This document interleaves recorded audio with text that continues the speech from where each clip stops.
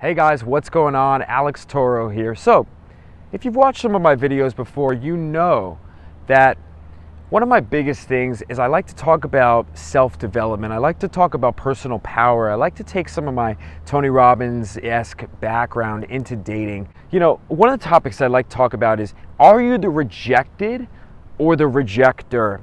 And what does that mean, right? So a lot of guys, when they go out and they meet women, they think to themselves, okay, I am expecting to be rejected. I'm expecting for her to say to me, oh, okay, I don't like you, or oh, okay, I don't want to give you my phone number, or I'm not interested in this conversation, okay? If you're the type of person that's rejected and you believe that you're rejected and you give into that, you will be rejected because you're going to lead with that energy. It's going to come across in the way that you communicate. You'll say to yourself, oh my God, like, you know, I'm rejected. I'm rejected.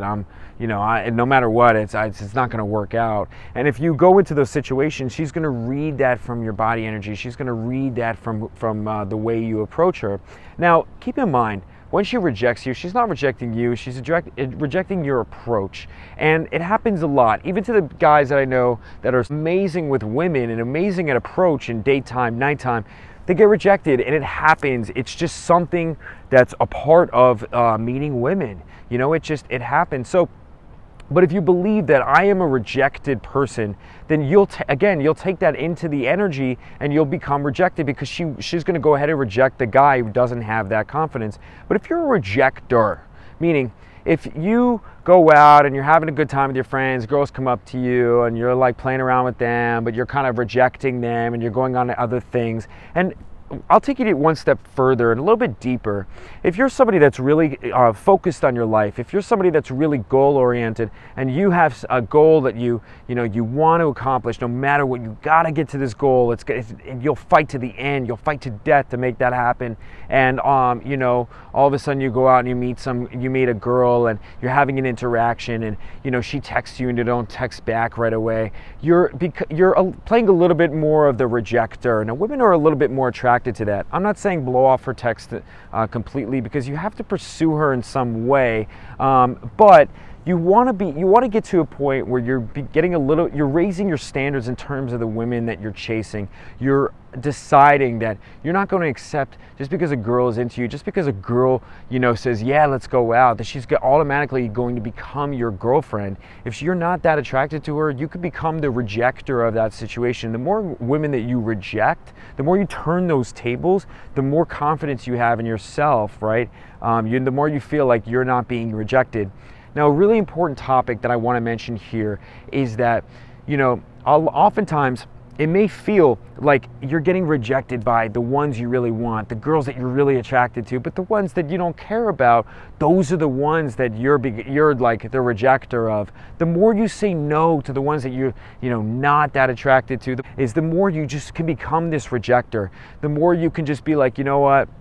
You know, you're cute, you're hot, but you know, what else is going on with you? What else, you know, what makes Stephanie cool? You know, what makes Jessica cool? Not saying that verbatim, but you know, sort of saying that with your eyes, saying with your body language, with your tonality. The guy who just walks in the room and commands attention and just says, you know what, just because somebody's into me doesn't mean I have to go for it every time, right?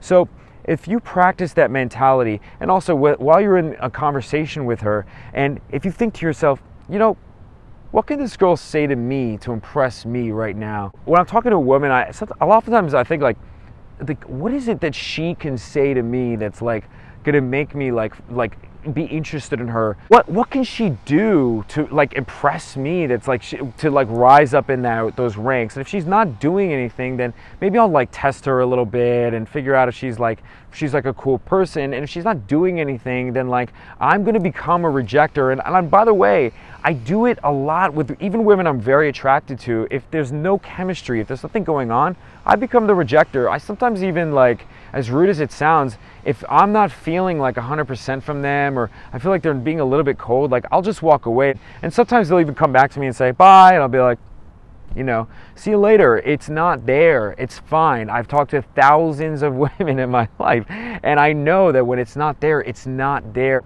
If you're going out there and you're meeting a woman, just practice saying, you know what, I'm going to reject this woman a little bit. Say, oh, that's great. You know, just be friends with her. Oh, that's so cool. You know, it was nice to meet you, and walk away. You can even do it as practice, and, you know, and watch her face. Watch it, because that's how you're turning the tables.